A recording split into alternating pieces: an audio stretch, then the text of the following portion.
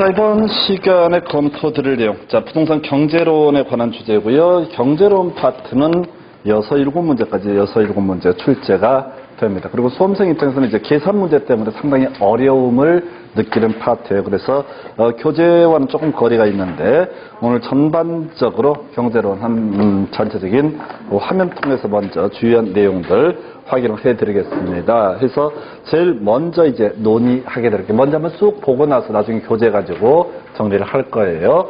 그래서 경제론에서 제일 처음에 이제 수요, 그다음에 공급이라는 개념이 나오게 됩니다. 그래서 수요라고 하는 것, 일정 기간 동안 구매 능력 있는 소비자가 부동산을 구입하고서는 욕구라고 이렇게 정의를 하게 됩니다. 이에 비해서 공급이라고 하는 것은 일정 기간 동안 공급자, 부동산을 공급할 능력 있는 공급자가 부동산을 공급하고서는 욕구라고 하는 것. 그래서 수요, 공급이라고 하는 경제론은 가장 기초가 되는 개념이 되겠습니다. 그래서 여기서 이제 첫 번째 출제 이슈가 되는 것은 소위 유량이라는 개념과 저량이라는 개념을 묻는 게 옛날에 많이 나왔는데 최근 7년 사이에는 23회 때 마지막 구성이 되고 출제가 되고 있지 않습니다. 그래서 포인트, 일정 기간을 기준으로 뭘 측정을 한다라고 하면 이걸 유량, 플로우라고 얘기를 합니다. 그래서 1년 동안, 6개월 동안 이런 식의 개념을 유량이라는 용어를 쓰고요. 그 다음에 영문으로 플로우라는 용어를 쓰게 됩니다. 이에 비해서 특정 시점을 기준으로 어떤 특정하는 변수를 가리켜서 저량이라는 용어를 쓰게 돼서 스톡이라는 용어를 영어로는 이제 스톡이라고 표현을 하게 되죠. 그래서 자, 결국 이제 유량과 저량을 비교하는 문제가 한 문제가 구성이 되는데 유량이라고 하는 개념, 수, 지, 공 이렇게 따서 외우게 됩니다. 그래서 자, 수입이라고 하는 거, 그 다음에 지출이라고 하는 거, 그 다음에 이제 주택 공급량. 이게 이제 우리 시험에 나오던 전부예요. 그래서 수, 지, 공. 어차피 유량이나 저량 둘 중에 하나만 외우시면 되는 거야. 그래서 유량이라고 하는 거, 수입과 지출과 공급량이라고 해서 100만 원 번다라고 했을 때 우리가 그걸 뭐라고 그래요? 하루 일당 100만 원은 아니지. 대부분 월급 이런 식으로 얘기를 하게 되죠. 그래서 수입이라고 하는 것은 기본 개념상 뭘 얘기한다? 유량, 일정 기간을 전제로 하는 개념이다. 라고 해서 수입에는요, 가계 차원에서는 가계 소득이라는 용어를 쓰게 될 거고 회사 차원에서는 순영업소득이라는 표현을 쓸 수가 있습니다. 지주에게 있어서 수입이라는 것은 지대라는 개념이 되게 될 것이고 건물주한테는 임대료 수입이라는 개념이 되게 됩니다. 노동자한테, 근로자한테는 임금이라고 하는 것이 수입. 그래서 이런 식으로 풀어서 구성하는데 공통적인 요소 수입이라고 하는 것은 유량 개념의 한 종류다. 그 다음에 지출도 마찬가지죠. 연간 쓰는 돈에서 연간 이자 비용 이런 게 시험에 구성이 됐고요. 그 다음에 주택의 공급량이라고 해서 삼성물산에서 한 해 공급 주택을 2만 세대를 공급한다라고 했을 때 한 해를 기준으로 얘기하는 거지 오늘 2만 세대 공급한다 이런 식의 표현을 쓰지 않습니다. 그래서 수, 지, 공 이걸 우리가 소위 유량 개념의 한 이슈. 이에 대해서 자산이라고 하는 거. 자, 지금 돈이 1억이 있어 라고 하는 거. 1년 동안 1억이 있다는 얘기가 아니라 현재 통장 잔고가 1억이다 이런 식의 개념. 이걸 자산이라는 표현을 쓰게 될 텐데 시험 지문 구성할 때 자산가치, 가계자산, 실물자산 이런 식의 표현.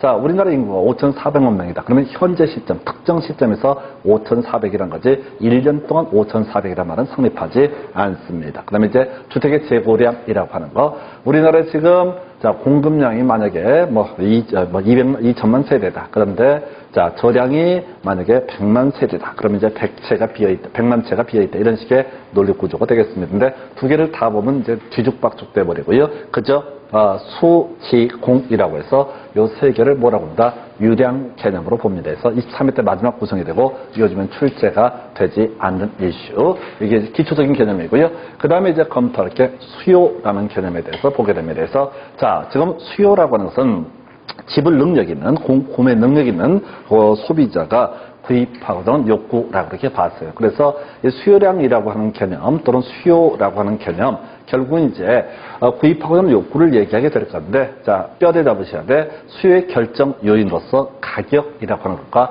가격 외 요인 두 가지로 구분을 하게 됩니다. 공급의 결정 요인, 가격과 가격 외 요인 크게 두 가지로 구분을 하게 됩니다. 그래서 먼저 가격을 기준으로 검토하는 거, 다른 조건이 일정할 경우에 가격이 상승하게 되면 그만큼 구입하고자 하는 욕구는 떨어지게 될 것이다. 수요량은 감소한다. 이에 비해서 가격이 하락하게 되면 오히려 구입하고자 하는 양은 늘어나게 된다라는 표현을 쓰죠. 이걸 우리가 수요 법칙이라고 부르고, 이걸 그림으로 그리면 가격이 P0가 된 시점에서는 예를 들어서 Q0만큼의 수요량이 있다라고 이렇게 전제를 하게 되면 이때 가격이 하락하게 됩니다. 가격이 하락하게 되면 구입하고자 하는 양은 더 늘어날 수밖에 없다. 해서 이걸 이제 그림으로 그리면 우하향하는 이런 모습의 곡선을 그리게 된다. 그래서 수요 곡선은 우하향하는 곡선이다. 오른쪽으로 갈수록 내려가는 모습의 곡선을 가리켜서 수요 곡선이라고 부르게 될 것이고,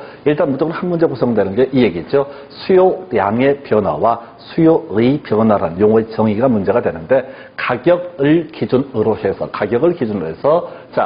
소비자가 구입하고자 하는 최대 수량의 변화를 가리켜서 수요량의 변화, 약속입니다. 그래서 이게 왜 그럴까 이해를 하시고 말고 이게 중요한 게 아니라 수요량의 변화는 가격을 기준으로 해서 구입하고자 하는 최대 수량의 변화. 그럼 미리 당겨서 볼 것이, 만약에 가격 외 요인에 따라서 구입하고자 하는 최대 수량의 변화가 발생한다. 이걸 이름하여 뭐라고 한다? 수요의 변화라고 부르게 됩니다. 해서 다시 수요량의 변화라고 나선 딱 기준 하나 뭐라고요? 가격을 기준으로 해서 구입하고자 하는 최대 수량의 변화를 가리켜서 수요량의 변화라고 부르게 되고, 수요의 변화라는 것은 가격 외 요인, 예를 들어 소득이라든가 관련 재화의 가격 이런 것들이 이슈가 되는데, 하여튼 가격 외 나머지 요인에 따라서 구입하고자 하는 최대 수량의 변화가 발생하면 이걸 수요의 변화라는 용어를 쓰게 된다. 해서 수요량의 변화, 수요의 변화라는 용어 하나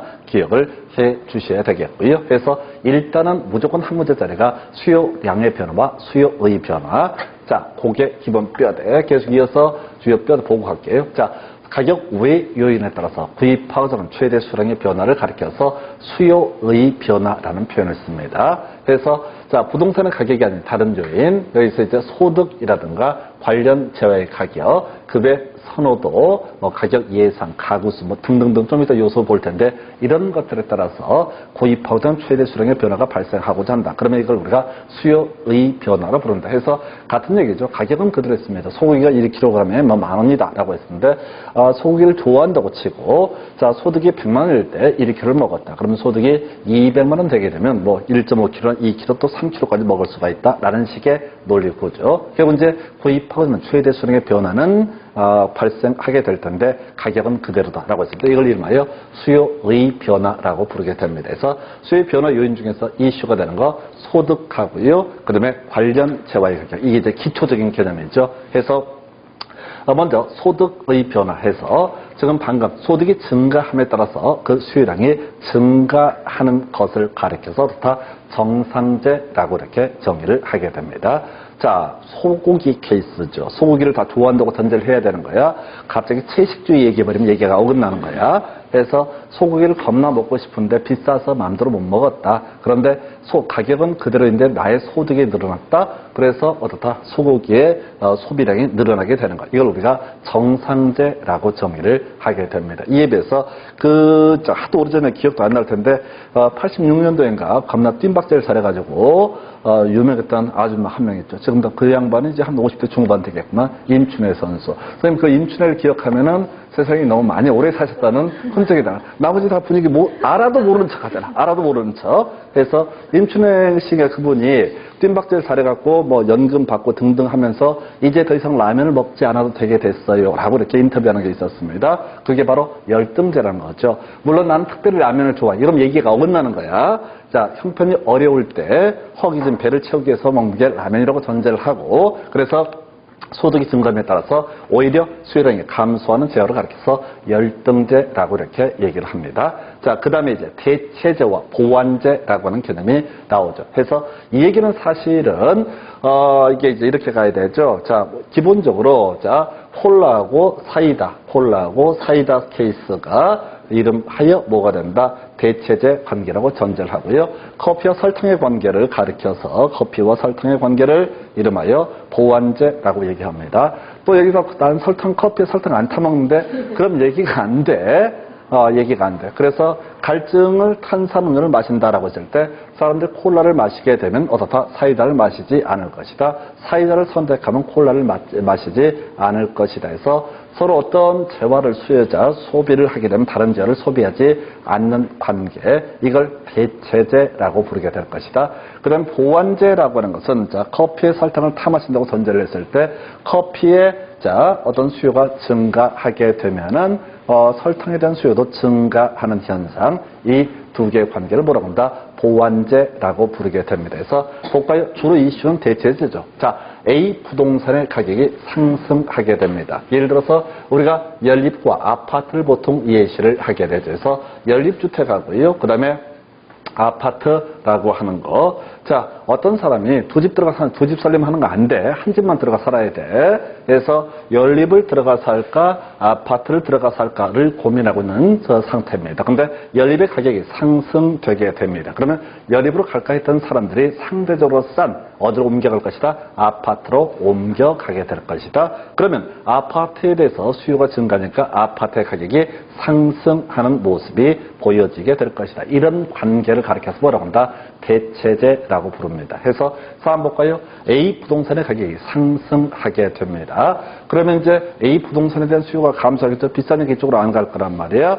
그럼 B 부동산으로 만약에 수요가 옮겨가면 B 부동산의 수요가 증가하는 모습을 보여주게 될 것이다. 그래서 B 부동산의 가격도 다 상승하는 모습을 보여주게 된다. 이런 것을 가리켜서 대체제 관계라고 부르게 된다. 그래서 어떤 재화의 가격이 상승했을 때 관련 재화의 가격이 상승하게 되면 그 관계를 뭐라고 한다? 대체제라고 이렇게 정의합니다. 이에 비해서 C 부동산의 가격이 상승해서 C 부동산에 대한 수요가 감소하게 될 것인데 D 부동산도 같이 수요가 감소하는 모습을 보여주게 된다라고 하면 이걸 뭐라고 한다? 보완제 관계라고 부르게 됩니다. 그래서 실제 우리가 경제론 공부하실 때 제일 짜증나는 것 중에 하나가 대체제와 보완제 관계가 되게 됩니다. 그래서 이걸 지금 제가 처음에 이제 공부를 혼자 할 때 너무너무 힘든 게 대체적 보완제 관계야. 그래서 콜라와 사이다는 대충 알겠는데 A 부동산, B 부동산 나와버리면 이제 머리가 뒤죽박죽 되는 것 같은 느낌. 근데 제가 이제 해결하는 방법은 딱 한 가지예요. 계속하면 돼요. 언제 될 때까지. 그러면 이제 어려울 문득 나는 태어날 때부터 대체적 보완제를 다 구분했던 그런 사람 같은 느낌을 갖게 됩니다. 그래서 하여튼 처음에 안 돼도 짜증 좀 내지 마. 짜증은 내가 제일 잘 내니까. 생활 자체가 짜증이야. 생활 자체가. 누가 뭐라고 얘기하더라? 하여튼 우리 딸내미가 지금 중2인데 사춘기라고 얘기를 합니다. 그래서 어디 보니까 학교를 자퇴하고 싶은 사람들의 모임 뭐 이런 것들이 있더라고. 아니, 학교를 자퇴할 때는 그냥 자퇴를 하면 되는 거지 모임을 구성해서 자퇴할 것은 아닌데. 그래서 내가 거기다 몇 마디 하고 싶은 게 있었어요. 그래서 너는 자퇴지, 나는 인생에서 은퇴하고 싶다. 뭐 이렇게 하고 싶었는데 이제 집 나갈까봐. 물론 나는 사람이 없어. 내가 안 들어가니까, 잘 안 들어가니까 걔가 들어왔는지 안 들어왔는지 모르는데 하여튼간에 분란 일으키지 않으려고 꾹 참았죠. 그래서 자퇴하고 싶은 사람들, 나는 누구누구를 좋아하는 사람들의 모임은 봤지만 자퇴하고 싶은 사람들의 모임은 처음 봤어. 지금 뭔 얘기하고 있어요? 쓸데없는 소리. 그래서 하여튼 대체제와 보완제 이제 듣고 가시는 거야. 그 다음에 이제 수요에 영향을 주는 요인은 소비자의 선호도. 예를 들어서 아파트에 대한 선호도가 증가한다. 그럼 사람들이 아파트를 더 살 것이다 라고 하는 거. 설령 비싸더라도 더 살 것이다. 그 다음에 경기 전망, 앞으로 경기가 풀린다 생각하면 주택의 투자가 이루어지겠죠. 그 다음에 이제 소비자 수, 인구수 얘기라는 것이 하나의 포인트. 그래서 우리나라에서 이제 가끔 이제 나오는 논의 중에 하나가 그런 게 있어요. 부동산 가격이 폭락을 하게 될 것이다. 일본 얘기를 계속하면서 그렇게 하는 가장 큰 이유 중에 하나가 이 얘기예요. 소비자 수, 인구수에 관한 부분이에요. 인구가 결국은 감소 국면으로 접어들게 될 것이고, 그러면 부동산 가격도 전반적인 소위 대세 하락으로 빠져들게 될 것이다. 가끔 저한테 물어봐요. 그게 어떻게 될 것 같냐고. 일단 핵심적인 얘기만 하면 난 몰라요. 내가 그걸 알면은 내가 여기서 이렇게 약을 안 팔지. 가서 점집을 딱 차려놓고 어느 아파트가 오를지를 점을 찍어주면서 그걸 먹고 살지. 이거는 뭐냐면 여러 가지 변수가 워낙 많기 때문에 단순하게 인구수 하나로 해결되는 문제는 아니다. 이 얘기가 되겠습니다. 그 다음에 이제 금리가 만약에 인상된다. 그러면 이제 대출 받을 수 있는 한도가 떨어지게 되겠죠. 또 부담을 갖게 되겠죠. 그럼 수요의 감소인 금리가 하락하면 어떻다? 수요의 증가 요인으로 자리합니다. 그 다음에 자 조세, 거래세 등의 인상이 있게 되면 세금이 올라가게 되면 오히려 수요가 감소하게 될 것이다. 뭐 이런 식의 논리 구조이자 하나하나 경우수를 따져봐야 되는데 일단은 용어상 주로 출제 이슈, 대체제와 보완제라는 게 거의 모든 핵심 이슈. 나머지 부분들은 복습을 해봤자 큰 의미가 없고 돌아서면 다 아니까. 자, A란 재화의 가격이 상승했다라고 했을 때 B란 재화의 가격도 상승하는 관계를 가리켜서 뭐라고 한다? 대체제. A란 재화의 가격이 상승하면 수요가 줄어들겠죠? 같이 수요가 감소해서 가격이 하락하는 관계를 뭐라고 한다? 보완제라고 이렇게 얘기를 합니다. 그래서 이건 몇 번 그림을 그려 보셔야지 체계를 이해하실 수 있습니다. 그래서 자, 수요 변화 요인이라고 해서 가격 외 요인 얘기를 지금 하고 있어요. 가격 외 요인이라고 해서 지금 이제 수요 증가와 수요 감소 얘기가 이제 문제 구성이 되게 됩니다. 그래서 문제를 구성할 때 두 가지. 자, 이 기본이 뭐냐면 수요량의 변화라는 개념이 하나가 있고요. 그 다음에 이거에 대응해서 수요의 변화라고 하는 개념이 있게 됩니다. 수요의 변화. 그래서 수요량의 변화라는 건 뭐라고요?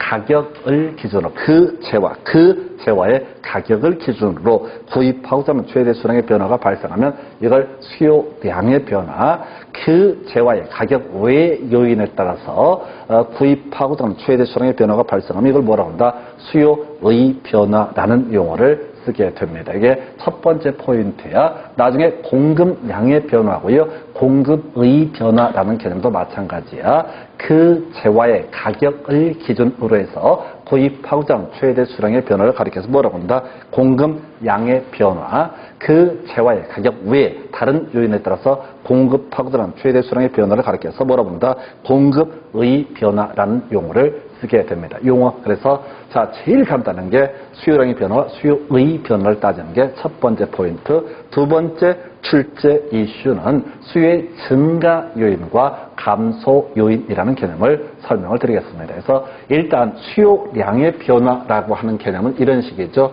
앞에서 우리 수요 곡선을 볼 때 수요량의 변화라고 하는 것은 자, 뭐죠? 하나의 수요 곡선이 주어지게 되면 하나의 수요 곡선상에서 점의 이동으로 나타나게 되는 것을 뭐라고 한다? 수요량의 변화, 가격이라고 하는 것을 기준으로 해서 자, 가격이 더 올라가면 어떻다? 수요량은 감소할 것이다. 가격이 더 내려가면 어떻다? 수요량은 더 증가한다라고 해서 하나의 수요 곡선상 점의 이동으로 나타나는 걸 뭐라고 한다? 수요량의 변화라는 용어를 쓰게 됩니다. 점의 이동이 수요량의 변화. 그에 비해서 아예 수요 곡선 자체가 이동하게 되는 현상을 가리켜서 수요의 변화라고 부르게 됩니다. 그래서 수요의 변화라는 개념을 보게 되면 이런 식이죠. 자, 가격이 소위 이제 우리가 일반적으로 중고등학교 할 때 Y축이라고 봤던 거, 자, 세로축이 될 테고 수요량이 자, X축에 해당하는 그런 개념이 됩니다. 그래서 나중에 이제 계산을 뽑거나 이런 문제를 나올 때 항상 P는 이런 식으로 이제 공식을 정리해 주셔야 돼. 그래서 그건 뒤에서 보실 주제고, 자, 수요 증가라고 하는 거, 수요 곡선 자체가 오른쪽으로 이동한다. 뭔 소리냐면, 자, 가격은 그대로 일정합니다. 가격이 P0인 선입니다. 이때 자, 첫 번째 수요 곡선에서는 수요량이 이만큼이었어요. 그런데 두 번째 수요 곡선은 어떻다고요? 수요량이 그만큼 증가하게 되면 이만큼 수요량이 증가합니다. 그래서 결과적으로 가격 외 요인에 따라 가격은 그대로인데 일정한 아까 뭐 대체재 가격이라든가 소득이라든가 금리라든가 이런 일정한 요인에 따라서 수요 곡선 자체가 오른쪽으로 이동하게 되는 현상을 가리켜서 뭐라고 한다? 수요의 변화. 그래서 아까 볼까요? 수요량의 변화가 뭐라고 그랬어요? 수요량의 변화라는 것은 점의 이동으로 나타나게 된다. 이렇게 이제 정의를 했었고, 수요의 변화라고 하는 것은 뭐야? 자, 선의 수요 곡선 자체의 이동으로 나타나게 되는 것을 수요의 변화라고 정의를 합니다. 그래서 나중에 한번 쭉 정리하실 거야. 오늘 전체적인 그림 보는 거야.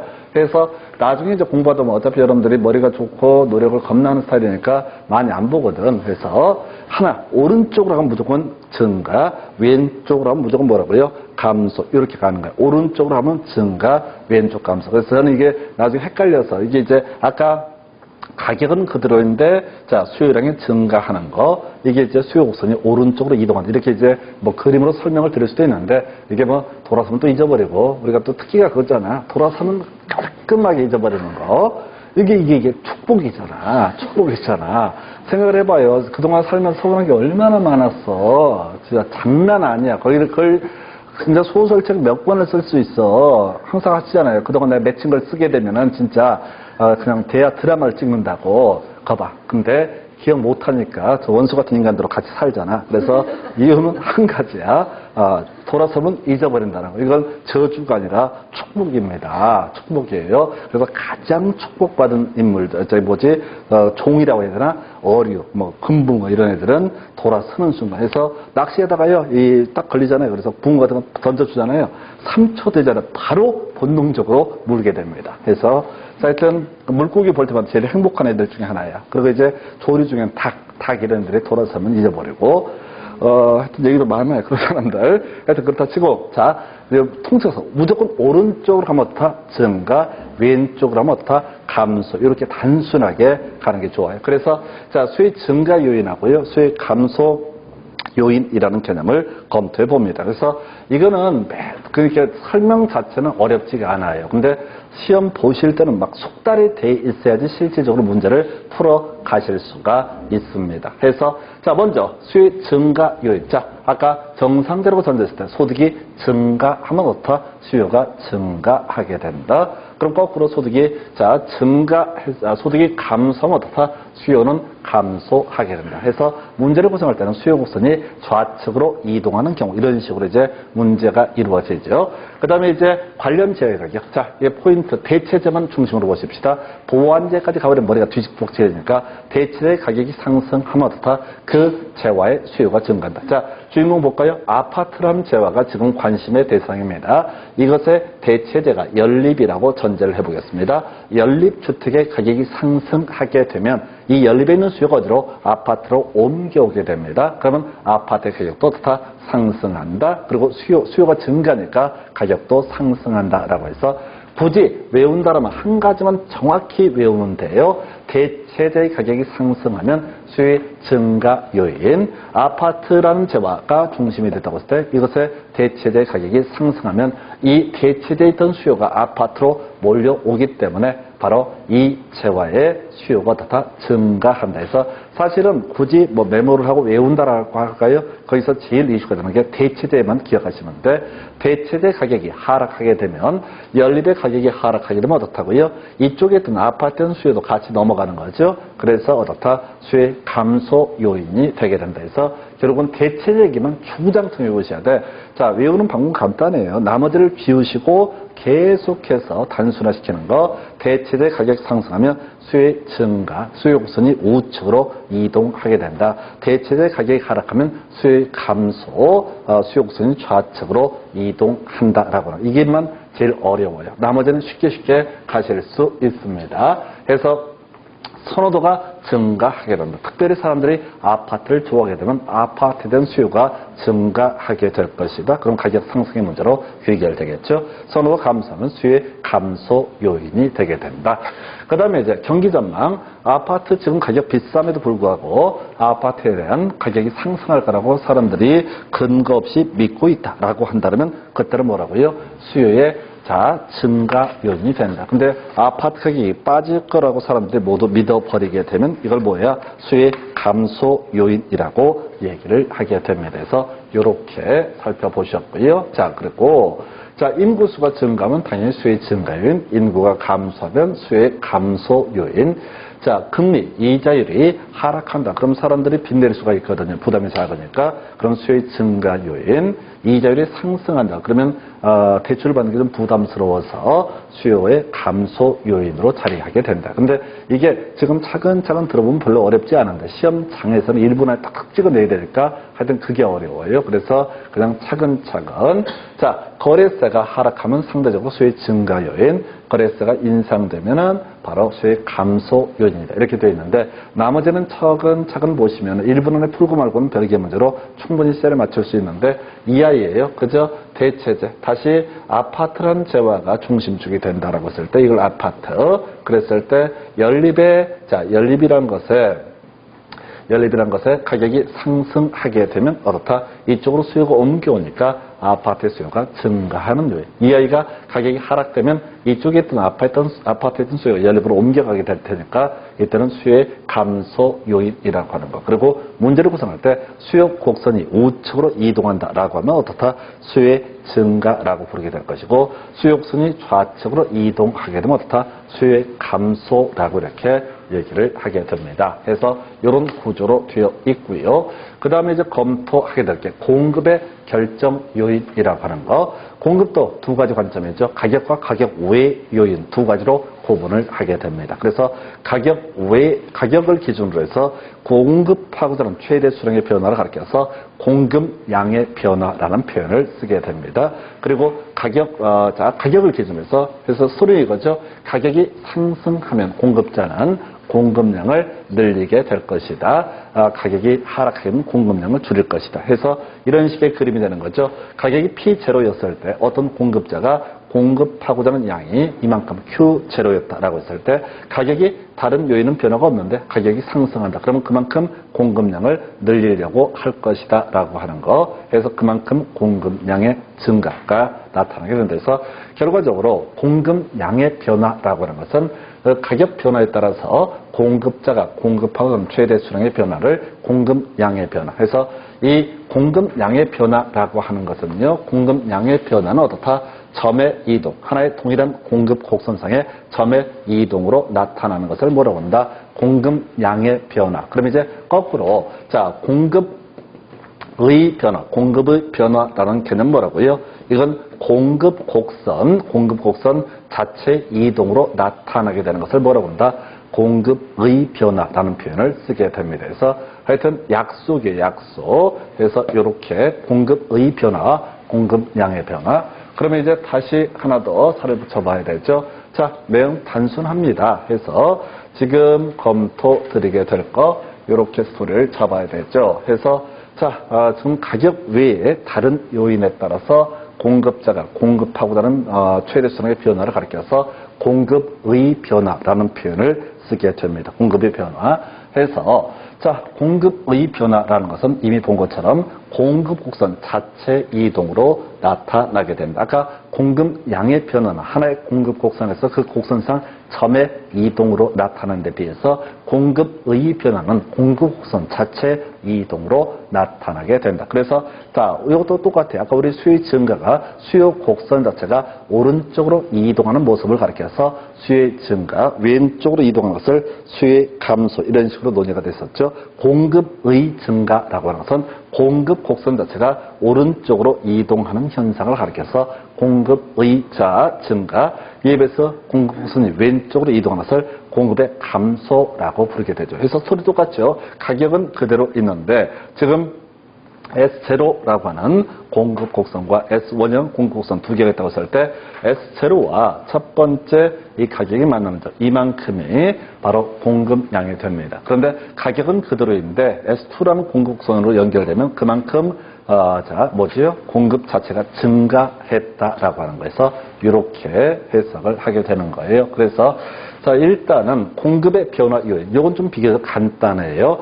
여기서도 문제 출제 포인트는 뭐냐면 공급량의 변화하고 공급량의 변화와 그 다음에 공급의 변화를 비교하는 게 하나의 포인트입니다. 그래서 공급의 변화 요인은 양이 너무너무 많아요. 많아서 다 외울 수가 없어요. 한 번에. 근데 공급량의 변화는 뭐라고요? 가격이라고 하는 것. 수요량의 변화 요인은 뭐라고요? 가격이라고 하는 것. 공급의 변화라고 하는 것은 가격 외 요인 이렇게 할 테고, 자, 요건 사실 문제는 저 또박또박 보시면 어렵지 않은 주제예요. 공급의 증가라고 해서 공급 곡선이 오른쪽으로 이동하는 모습. 다만 문장을 표현할 때는 우하향이라는 표현을 씁니다. 볼까요? 약간 내려가는 느낌을 주거든요. 오른쪽으로 약간 공급의 증가라는 게 약간 내려가는 느낌을 주기 때문에 우하향. 근데 우상향, 우하향이 현혹되지 말고 그냥 증가하게 되면 오른쪽, 그 다음에 감소하면 어떻다? 왼쪽. 이렇게 이제 가야지 처음부터 우상향, 우하향까지 가버리면 머리가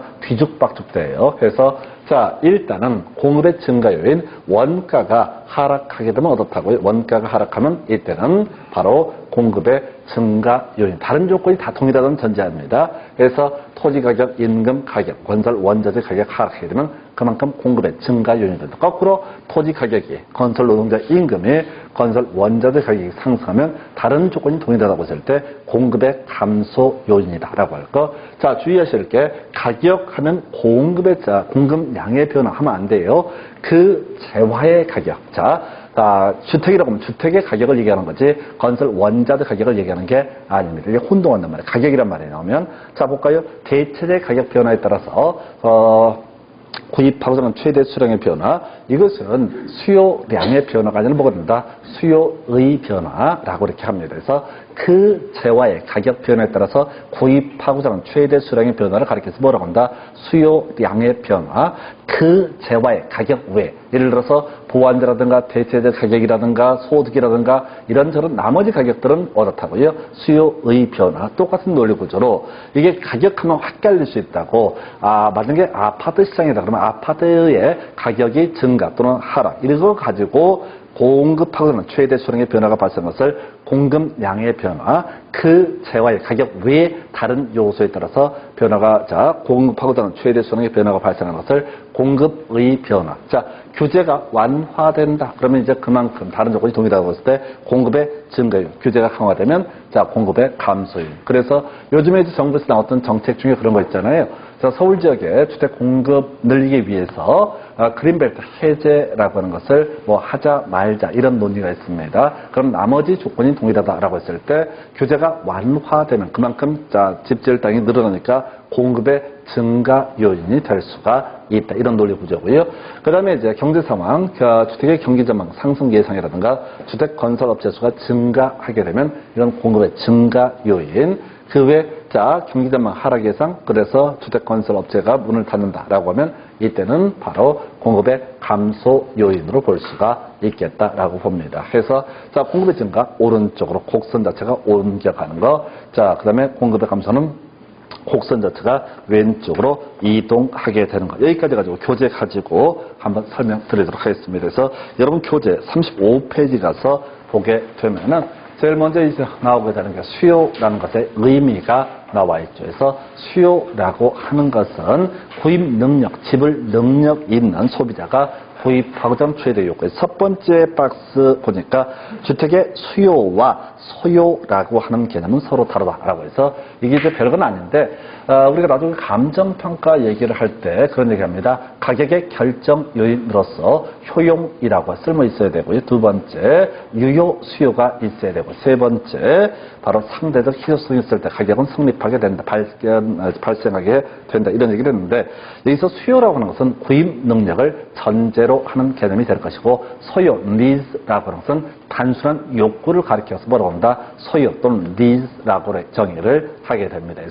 그래서 이걸 갖고 뒤지게 공부를 하면 다시는 안 나와. 그래서 15년 동안 한 번 나왔던 질문 별로 중요한 거 아니고요. 두 번째, 유량은 일정 시점에서만 틀렸죠. 유량은 뭡니까? 일정 기간을 전제로 하는 개념.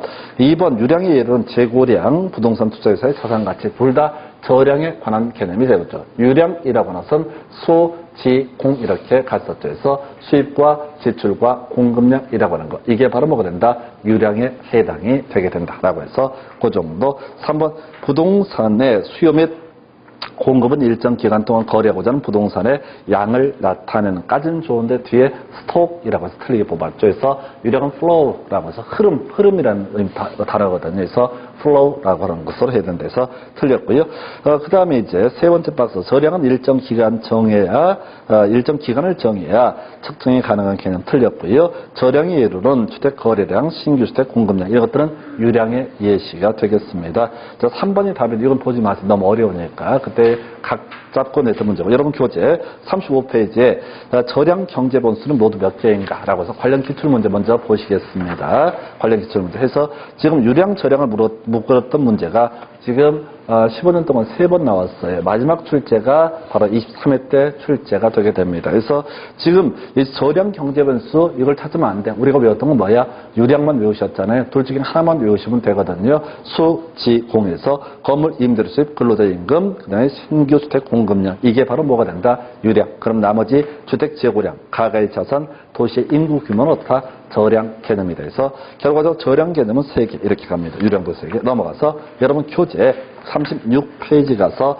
살펴보게 되면은 자, 부동산 시장을 분석할 때 사용하는 자료는 그 성격에 따라서 일정 기간에 거쳐서 양을 측정하는 유량 개념과 일정 시점에서 양을 측정하는 저량 개념으로 구별할 수 있다. 이때 저량 자료에 해당합니다. 우리가 외웠던 건 뭐라고요? 수, 지, 공이라고 해서 수입과 지출과 공급량이라고 하는 것은 유량 개념. 그래서 순 영업소득 수입이 한 종류고 연간 이자 비용은 지출의 한 이슈가 되겠죠. 그 다음에 월 임대료 수입, 그 다음에 부동산 관리자의 월급여 이런 것들이 다 뭐가 됩니까? 일정 기간이라는 개념이 전제가 되고 답은 5번 자산 가치라고 하는 것은 어떻다? 이건 저량 개념이 돼서 자, 그 정도 답은 5번이고요. 3번 유량 변수, 저량 변수에 옳게 묶인 것은 우리가 이제 외운 거 수, 지공, 기업, 지대 수입은 뭐가 됩니까? 유량 변수가 되겠죠. 예, 그 다음에 아파트의 생산량 뭐가 됩니까? 유량 변수가 되게 되는 거죠. 그 다음에 가계 소득도 뭐가 된다?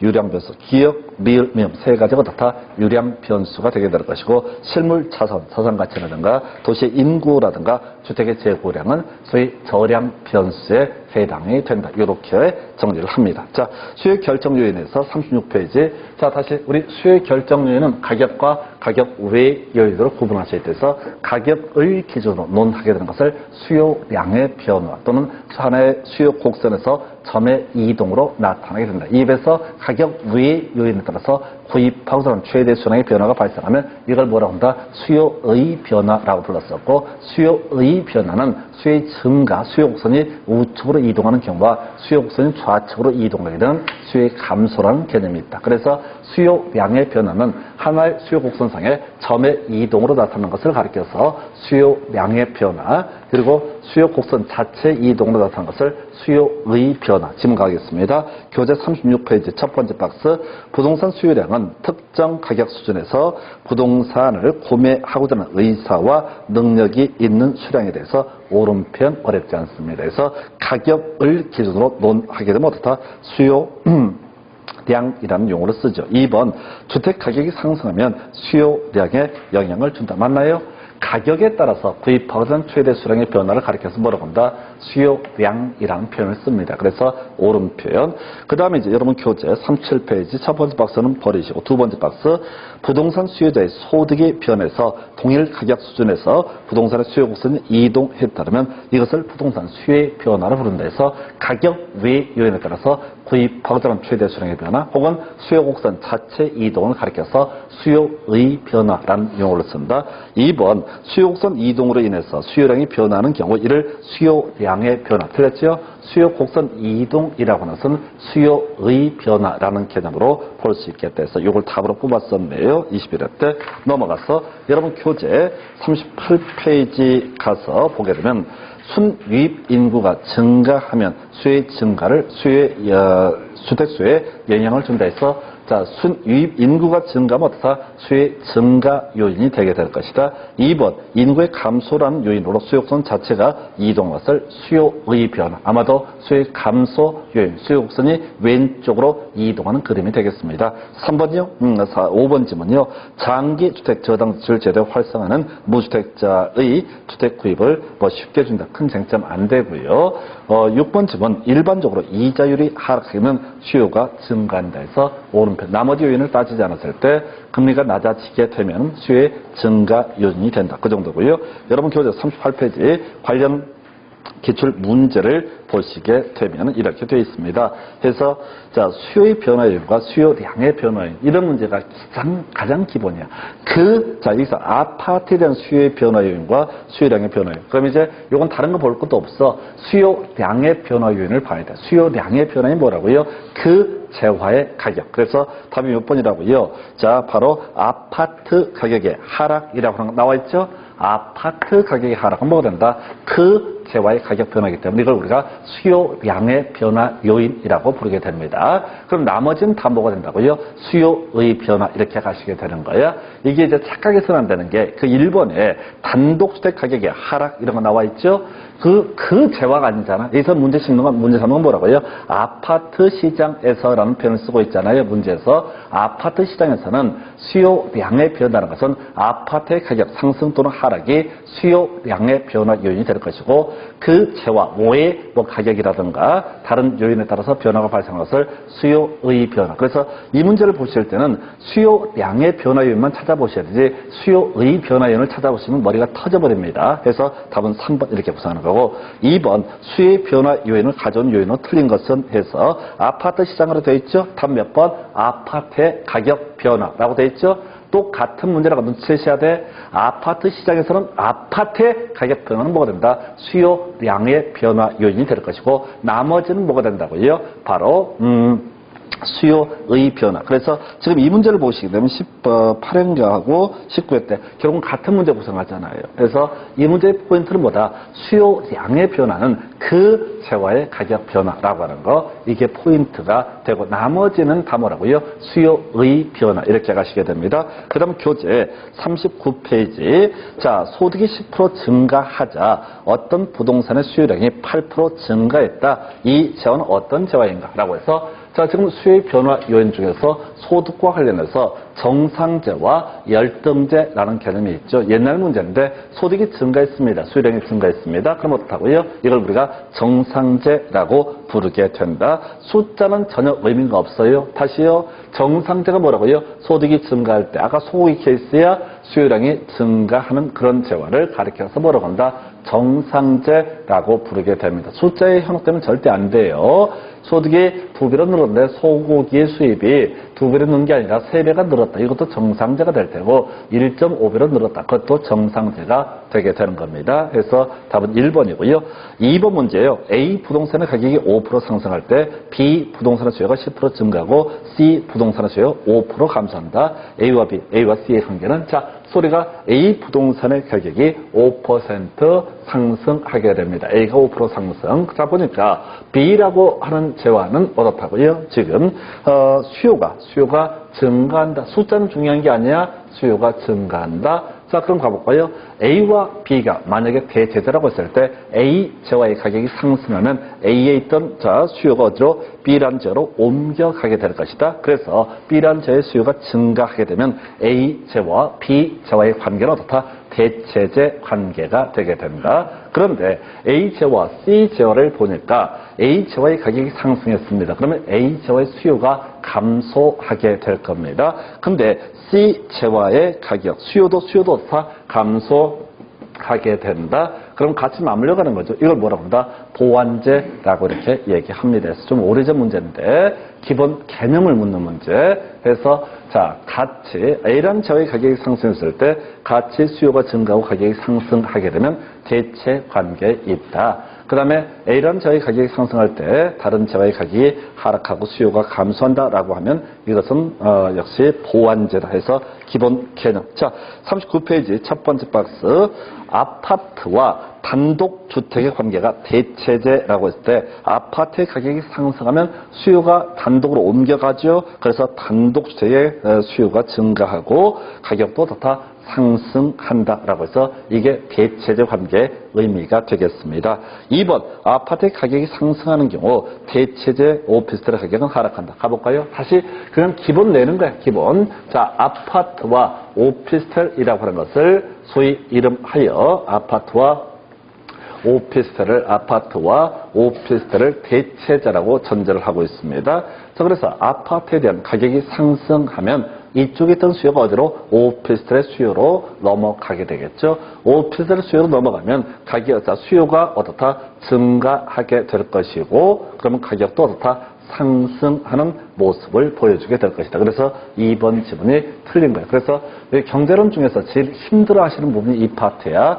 대체제하고 보완제. 이것만 한번 일 삼아서 그려보시게 되면 몇 번 반복하시면 이걸 딱 잡거든요. 그러면 얘는 해볼 만해요. 나머지 계산 문제 이런 것들은 공식이 정해져 있으니까 루틴한 것이고, 제일 경제론에서 어려운 문제가 이 대체제, 보완제 이 개념입니다. 너무너무 힘겨운 파트가 이 파트. 그래서 들으면 잘난 척 좀 하지 말라니까. 이게 뭐 어려워. 이런 눈빛. 아니야. 내가 이걸 2년 가까이 걸려서 깨달은 느낌이야. 이게 너무 어렵다는 거. 그래서 하여튼 그렇다 치고 지금 넘어가서 교재 38페이지 가서 관련 기출 문제 볼까요? 수요 증가에 영향을 주는 요인들 이렇게 돼 있습니다. 모두 고르시오. 그래서 소득이 증가하면 어떻다? 수요가 증가하게 될 것이다. 어렵지 않습니다. 소득이 증가하면 항상 정상대를 전제하기 때문에 수요가 증가한다. 거래세가 인상되면 그만큼 수요의 감소 요인이 될 것이다. 금리가 하락한다 그러면 수요의 증가 요인, 그 다음에 가격 상승 기대도 소위 수요의 증가 요인, 인구의 감소는 수요의 감소 요인. 그래서 이게 이제 계속 반복되는 얘기인데, 소득 증가, 대출 금리 하락, 그 다음에 기업 디귿 리을 요 세 가지가 뭐가 된다? 수요의 증가 요인 이렇게 해석합니다. 그래서 답은 4번 이렇게 구성했고요. 2번 문제 가볼까요?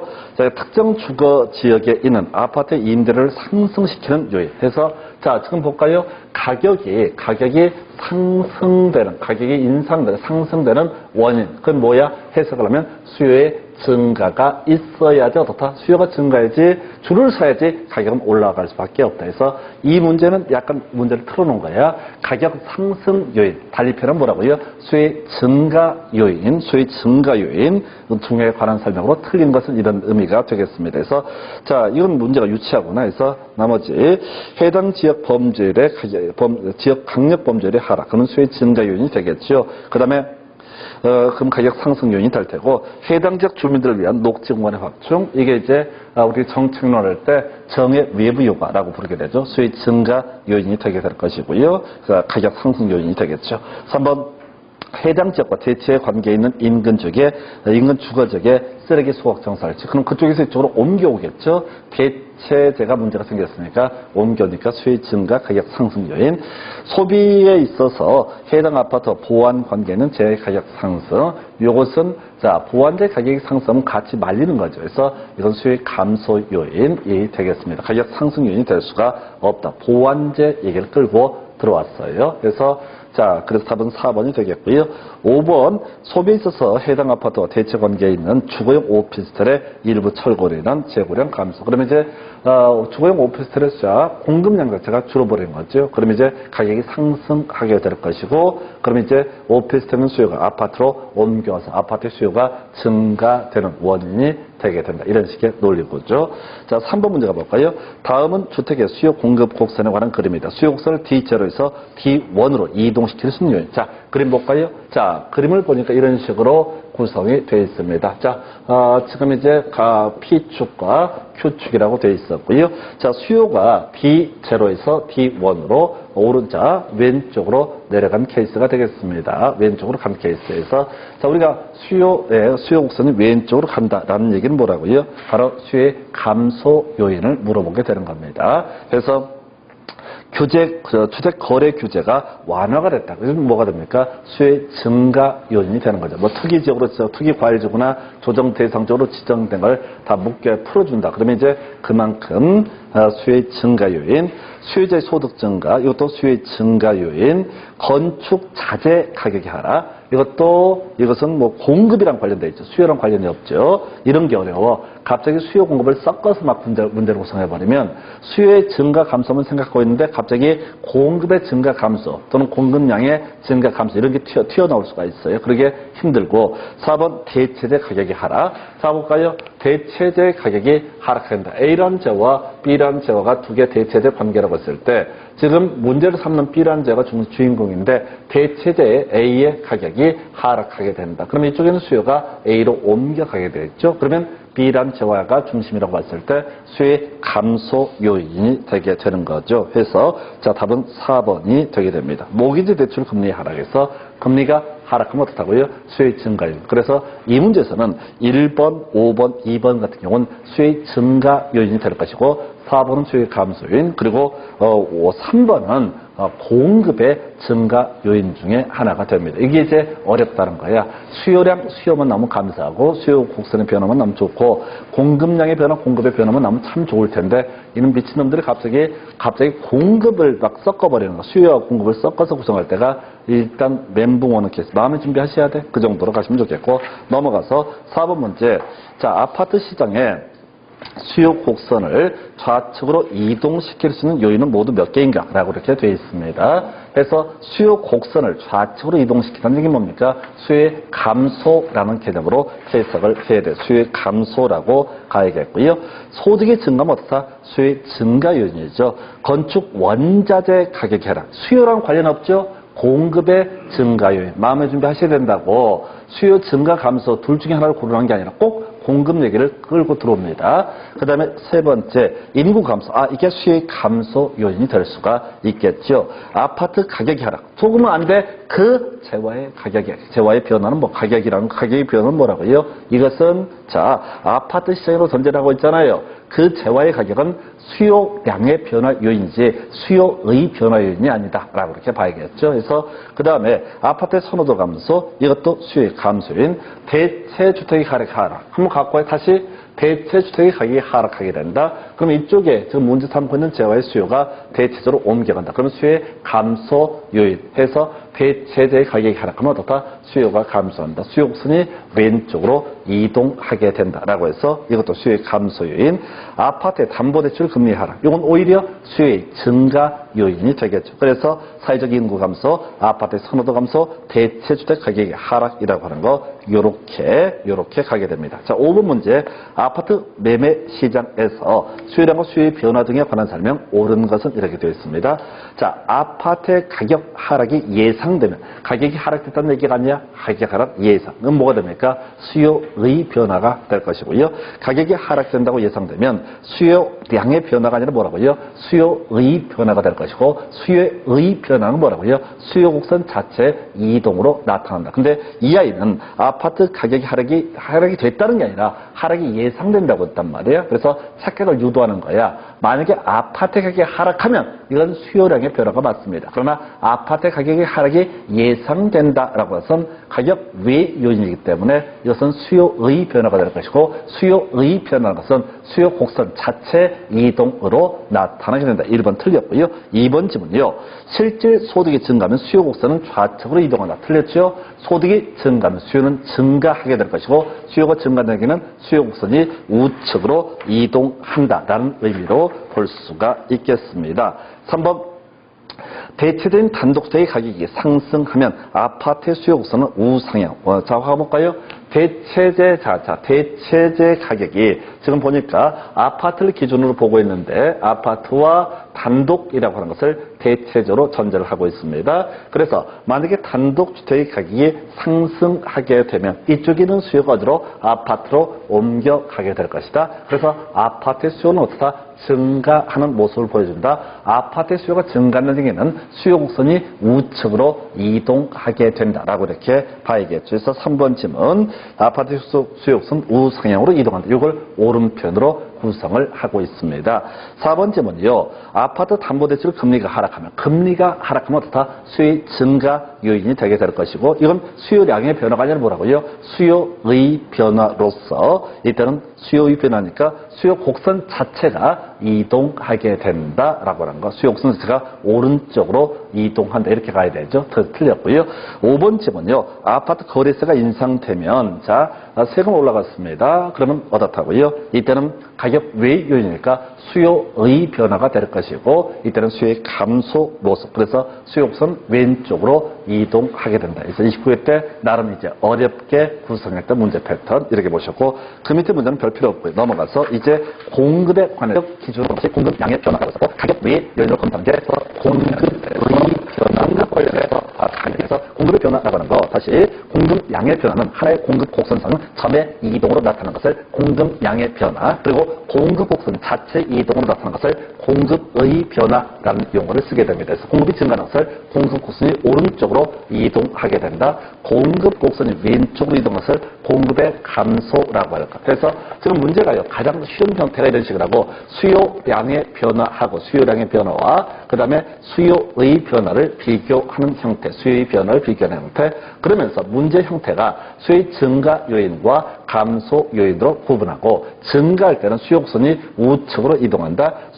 수요가 감소할 때는 좌측으로 이동한다. 이런 식으로 구성하면서 뜬금없이 여기다가 집어넣는 게 공급량의 변화나 공급의 변화 요인을 가끔 던져놓는 경우가 있습니다. 똑같은 논리 구조예요. 지금 수요량의 변화와 수요의 변화를 따져묻는 문제가 있다면 공급량의 변화라고 하는 개념하고 그 다음에 또 뭐가 있죠? 공급의 변화라는 개념을 비교하는 거. 물론 출제 비중은 수요량의 변화, 수요의 변화가 훨씬 더 많습니다. 그래서 이제 여러분 교재 44페이지 가서 볼까요?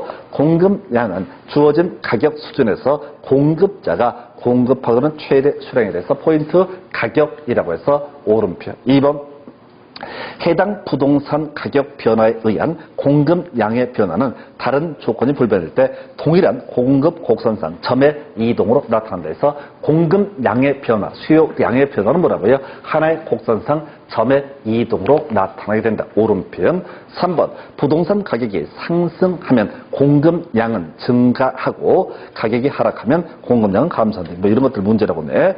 4번 주택 가격이 상승하게 되면은 자 공급량 늘어나겠죠? 근데 뜬금없이 주거 용재 공급이 감소한다 해서 이건 말 자체가 되지 않습니다. 그래서 주택에 지금 이제 가격이 상승하면 다른 조건이 동일한다라고 했을 때 아마 아파트를 많이 짓겠다 할 테고 그러면 오히려 공급 용기가 늘어날 가능성이 있겠지만 최소한 감소한다고 선언할 수는 없습니다. 그래서 학계론이 어려운 이유 중에 하나가 이렇게 전혀 뜬금없는 얘기, 전혀 왜 틀렸다라고 얘기하기도 애매하고 반대로 얘기하면 옳은 것도 아니고 이런 게 어려운 문제 패턴 중에 하나예요. 5번 토지는 용도의 다양성으로 해서 우하향하는 공급 곡선을 가진다 해서 공급 곡선이라고 하는 거. 자, 가볼까요? 공급 곡선은 기본적으로 어떻습니까? 우상향하는 모습을 갖는 게 일반적인 모습인데 토지는 이제 물리적으로는 어떻다? 자, 비탄력적으로 반응을 하게 되겠죠. 그러나 탄력적, 용도의 다양성. 만약에 택지가 많이 요구가 되면은 기존의 뭐 매립, 개간 등을 통해서 택지를 많이 공급할 것이다 해서 우상향이라는 표현에서 이렇게 우하향에서 틀렸나요? 그래서 틀렸고 6번 완전 경쟁 시장에서 부동산 공급량은 한계 비용 곡선이 가격 곡선과 일치하는 지점에서 결정은 맞는데 신경 끄시고요. 여러분 교재 45페이지 자 지금 가끔씩 한두 개씩 제가 버리고 가자는 게 있어요. 해봤자 서로 어차피 모를 거야. 머리만 아파. 그래서 지금 교재 45페이지 관련 기출문제 주택의 공급 변화율과 공급량의 변화율인 옳게 묶인 건 스톱. 그래서 바로 뭘 봐야 돼? 공급량의 변화 요인을 찾아봐야 되죠. 바로 뭐가 됩니까? 그 가격의 그 재화의 가격. 다음 몇 번? 1번 이렇게 바로 가는 거죠. 다른 재화의 가격 이런 것들은 아니란 말이야. 다른 재화의 가격이 뭐 대체적 가격 이런 게 아니라 그 재화의 가격에서 답이 1번이라고. 공급량의 변화만 찾으면 되는 거야. 공급 변화를 찾을 필요가 없어. 공급량의 변화만 정확히 찾아내는 문제를 풀 수가 있습니다. 그 정도. 밑에 교재 45페이지 핵심 지문 건축 기자재 가격이 상승, 원가가 상승한다 이런 얘기입니다. 상승하더라도 가격의 변화가 없다면 공급은 오히려 감소할 것이다. 옳은 표현. 원가는 많이 올라가는데 파는 가격은 똑같다. 그럼 공급 줄일 것이다. 2번 건설 노동자 임금이 상승하게 되면 공급이 증가할 요소는 아니죠. 그래서 다른 조건이 동일하다고 했을 때 원가가 더 많이 들어가면 공급의 감소 요인. 3번 정부가 건축허가 요건을 강화하면 신규 건설을 침체할 수 있다. 뭐 하나만 얘기. 4번 프로젝트 파이낸싱의 활성화는 주택 공급의 확대에 기여할 수 있다 해서 이 프로젝트 파이낸싱이라는 것은 자 우리가 대출을 실행함에 있어서 수익성을 담보로 대출해 주는 것을 가리켜서 프로젝트 파이낸싱이라고 금융론에서 얘기를 합니다. 그래서 이 공급자 입장에서 이 뭐죠? 주택 건설 자원이 필요한데 이 PF라고 해서 프로젝트 파이낸스로 대출을 받게 되면 그만큼 건설 자금을 쉽게 대출을 받을 수 있기 때문에 공급을 늘리는 그런 요소가 되게 됩니다. 넘어가서 여러분 교재 46페이지 부동산 시장에서 주택의 공급 곡선을 우측으로 이동시키는 요인. 자, 공급 곡선을 우측으로 이동한다라고 하는 개념이 뭐라고요? 바로 공급의 증가를 얘기하게 됩니다. 해서 가격 외 요인에 따라서 공급을 증가시킬 수 있는 요인, 주택 건설 업체 수의 증가, 주택 건설용 원자재 가격이 하나, 원가 줄이는 거죠. 주택 담보 대출 이자율의 상승. 이건 수요야 수요. 주택 담보 이자 대출 이자율의 상승이라고 나서는 애매한데 일단 최소한 이자율의 상승부터 수요의 감소 요인이 되게 되는 거죠. 수요의 감소 요인. 공급이랑 아무 관련이 없다고. 공급의 증가 감소하고 별 관련이 없다고요. 물론 만약에 담보대출 이자율이 하락하게 되면 수요가 증가하고 수요가 증가하면 그만큼 공급도 늘어날 가능성이 있다. 이런 식의 논리 구조가 가는데 하여튼 그래서 3번이 틀렸고 4번 원가 절감, 그 다음에 토지 가격 하락 다 원가 줄이는 방법들이죠. 그래서 답은 3번으로 구성합니다. 그래서 자 오늘 여기까지 수요 공급까지 보시고 다음 시간에 수요 공급의 탄력성부터 가겠습니다. 수고했습니다. 질문. 네. 사실